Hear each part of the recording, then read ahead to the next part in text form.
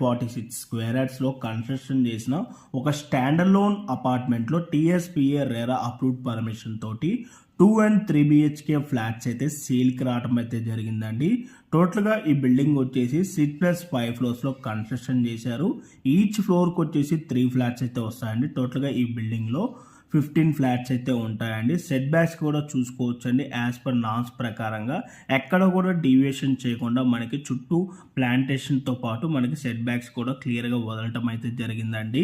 మనకి ఇక్కడ వచ్చేసి 2 బిహెచ్కే అండ్ 3 బిహెచ్కే ఫ్లాట్స్ అయితే ఇంక్లూడింగ్ వుడ్ వర్క్ తో మనకి ఫ్లాట్స్ అయితే సేల్ చేయడం అయితే జరుగుతుందండి.